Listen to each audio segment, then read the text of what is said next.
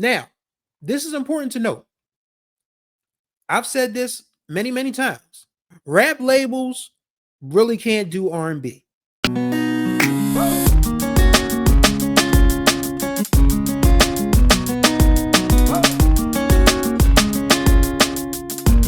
What's going on, everybody? You're right on time for another ride on the Groove Line with your boy Chris Stevens. Hopefully, you all are doing well on this Friday, July the 4th. Not really feeling very patriotic, to be honest with you. I mean, I don't plan on cooking out. I don't plan on, if I'm invited somewhere, I'll go, but something about the way this country's running right now, it ain't meant for my people. But what is meant for my people, which is y'all, is the Groove Line. And we are a music podcast that talks about music from the past, present, and future. We talk about hip hop, R&B, funk, jazz, disco, EDM, house, soul, you name it, we cover it. And 25 years ago today is the release of my personal album of the summer for the year 2000. Now, it's so funny because when I started to put this episode together, I was racking my brain trying to figure out where the hell I went to buy this album. I knew the store. Okay, I knew where the store was. I knew everything about it. If somebody showed me a picture of it, I could walk in, I could just trace with my fingers and say, all right, I knew where I was. I know exactly where I went to get this album. But unfortunately, I couldn't remember the name of the damn store. So thanks to that wonder called Facebook, I asked around. I asked some friends from my hometown. I'm like, yo, what was that place that on Market Street in the late 90s, early 2000s, the music store? And a grade school classmate of mine from back when I went to Catholic school. I don't know what I was doing in Catholic school, but this grade school classmate of mine said, this gentleman knows it's his store. And he was like, yeah, it was High Sound. So shouts out to Ruff Ryders, who used to run High Sound on the lower end of Market Street in Wilmington, Delaware in the late 90s, early 2000s. That's where I used to go get all my music. So if you guys hear me mention High Sound from this point forward, there you go. So, all right. Couldn't go get it July the 4th because, well, everything was closed July the 4th. But July 5th, morning of, I was right there. And I went to get this little dandy. Calling this a little dandy is hilarious, but this is what I went to go get. Ruff Ryders compilation Ryde Or Die Volume 2. The second time around, this is as the intro goes. But yeah, this one came out in the summer 2000 after a 4-month delay. It was actually supposed to be out in March because I'll never forget this. Because Ruff Ryders had a really fun year. 99 was really good to the Ruff Ryders crew because you had DMX with 2 albums, because Flesh of My Flesh, Blood of My Blood was the most recent one. That came out just before Christmas of 98, but It's Dark and Hell is Hot came out in May of 98, but those 2 albums were still doing damage. Then you had Ryde or Die 1, and then you had Eve, Ruff Ryders' First Lady. And then in early 2000, you had the Locks with We Are the Streets and Drag On with the opposite of H2O. And everybody was looking forward to that second Ryde or Die because they had heard World War III. We about to be in World War III in real life. Yeesh. But yeah, World War III with Snoop, Scarface, fella from ATL named Young One, and of course, Jadakiss. Now, that song had been percolating for a minute, so that built up a considerable buzz for R2. And it didn't disappoint, for me anyway.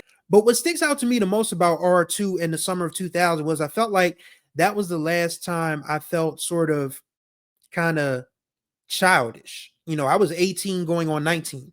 I was a year out of high school. I was just meandering around in community college, had a summer job at a community center, and I just literally was just like twisting in the wind, really. Like I didn't have any plans. I didn't have any future for my life.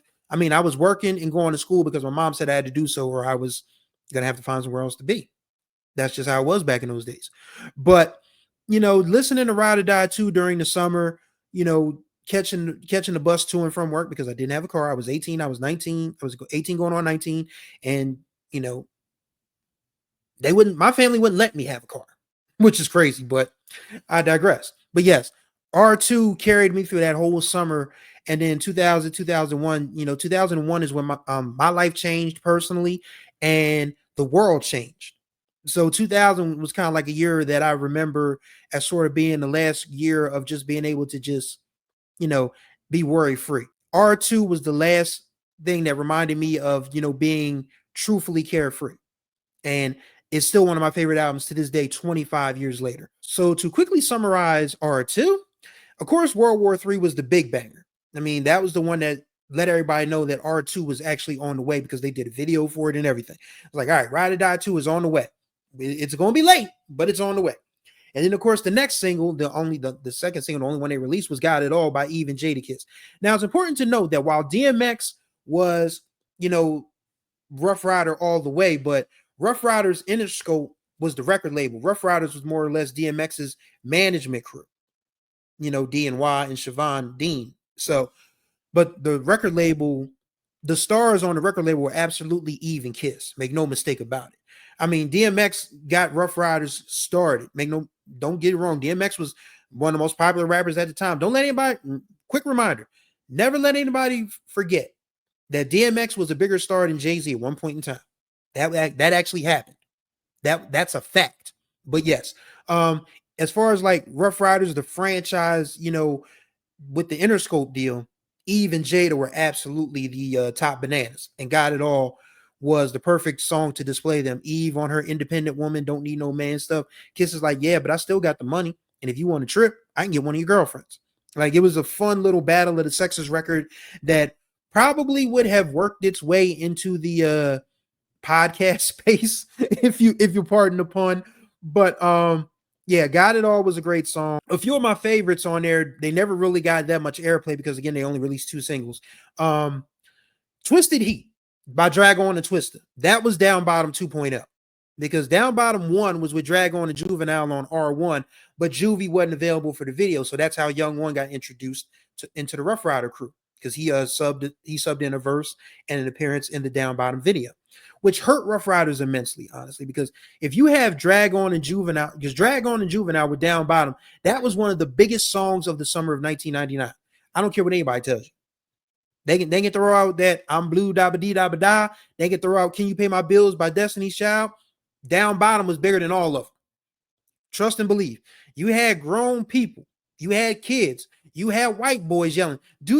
Well, you couldn't have them yelling that part, but yeah, but you had them yelling about busting guns and other stuff. But yes, Down Bottom was one of the biggest records of 1999, and it felt like it fell off because Juvie wasn't available for the video. That hurt. So yeah, they tried to do it again with Drag On and Twista on 2.0 on R2 with Twisted Heat. And Twisted Heat is fun because there's a part, they both, Drag On and Twista both have verses, and then Swiss says, "Get ignorant," and then they absolutely just, chipmunk the beat, and Drag and Twista just go absolutely bananas all the way through to the end. Stomp by Young One and Trick Daddy, because this is when Trick Daddy was really starting to get big with Nan and Shut Up and Take It to the House with the Slip and Slide crew. Like, Trick Daddy was popping back then. So Stomp is one of my favorites too. And I mentioned Parlay. Now, this is important to note. I've said this many, many times. When you talk about how Ari Lennox left Dreamville, how SZA, is hanging on with TDE, but TDE finally figured out that you got to put SZA stuff out in order for SZA to be great. And quite a few others. It's like rap labels really can't do R&B. And Ruff Ryders was no different, because Parlay was a damn good group. Every song I heard from Parlay, every guest appearance they had on the Ruff Ryders song, I enjoyed. And It's Going Down, which closes out R2, samples the Gap Band's Yearning for Your Love. And that was a really good song. I just love the hook or the pre-chorus. Is there a chance or a possibility that I can get close to you? Like, I just love everything about that song. Like, this is about a dude who's been chasing his girl for so long, and she finally says, you know what? I'm with it. Let's get busy. And it's going down. I've been chasing you for your love, and it's going down. Now, yeah, but Parlay never put out an official album. They made a bunch of guest appearances, but just never really amounted to much on Ruff Ryders. And again, I mean, this is no disrespect, but rap labels really can't do R&B. And that's what I hope a lot of these new singers and, bands and stuff figure out now, is that you don't need to get on with rappers to be great. I feel like there's a separation again where we're starting to divorce hip hop from R&B finally. And we're starting to get back to the nuts and bolts of what R&B used to be. People singing, people writing ballads, people, live instrumentation, or at least, instrumentation that doesn't sound like somebody could freestyle over it. Just that type of thing. So, you know, it sucks for Parlay, but they never disappoint. I mean, I enjoyed every time they were on a Ruff Ryders project. Make no mistake about it. I mean, DMX makes an appearance on there too. I mean, The Great actually samples "Who Done It" by Tavares. That's a Mahogany song, and it's DMX once again talking tough, about how he's just gonna, you say ice one more time and I'm robbing you and all of that stuff. And Jadakiss has "My Name Is Kiss," which was the sort of like everybody letting them know that his solo project was on the way. Styles had "Holiday." Now, "Holiday" is a very slept on song because there's an intro that goes into that where Holiday, I think Grim and Ice Pick are the two other guys in the skit, and Grimey's the one that is ratting, and Holiday just yells out, "Yo, E," because I mean that's the character he's playing. "Yo, E, you ratting, man?" The BS. "You ratting, E?" "Ratting? What is you talking about, Holiday? Where'd that come from? Who I'm ratting on?" And then Styles just grabs and said, "Today's a holiday, mother. Fly off the roof then," and throws him off the roof. And then, of course, here comes "Holiday," another Swiss beat. "You heard it from the P. You ought to know it's the truth. I get you kidnapped and thrown off a roof." Like he came with it. Like, I mean, Kiss was always the head honcho on the Locks, but a lot of people came away with a lot more respect from Styles on with "Holiday." And Sheik didn't do too bad either. He had a joint with Method Man and Redman, "Two Tears in a Bucket." That one is funny because Sheik has some of my favorite lines. "Eat sheep, walk around with an oven. Who you gonna kill with that little Foreman grill?" Like, this is when George Foreman grill was popping. So again, a lot of this stuff that I'm telling y'all is like early 2000s fair, late 90s stuff. I mean, you had to be there to get it. But yeah, guys used to call their guns, their weapons, heat. And she said he walks around with an oven. And who you gonna kill with that little Foreman grill? Like, you had to imagine this dude with like a 45 or a 38 or something. Like, who you killing with that? So, just a fun record overall. And the Locks have "Go Ahead." Before I finish up, "Go Ahead." That was another good one. That's dark Locks, dark Swiss beats. And she once again comes through with one of my favorite lines. Ain't "I'll shoot you in your mouth. Ain't no calling the cops. I want my back like Castro and Ilian's pops." Again, another late 90s, early 2000s reference, because everybody remembers the whole Ilian Gonzalez saga. So yeah, R2 was a fun album. I enjoyed it greatly, and hopefully, you know, you go out and check it out if you haven't heard it. But if it brings back some memories, let me know what you think about Ruff Ryders Ryde or Die 2, and what you enjoy the most about it. What was your favorite song from it in the comments? We'd love to know what y'all think. And that's going to do it for this ride on the Groove Line. I want you guys to enjoy your fourth weekend. If you're cooking out, make sure it's good. And thank you guys for riding with me. Contact information will be in the description below. Don't forget to like these videos and comment so the algorithm can pop, and tap the notification bell and subscribe so you can be notified of every new thing that drops on this channel. So thank y'all for this special 4th of July edition ride on the Groove Line. Until the next time we ride, y'all be good or be good at it.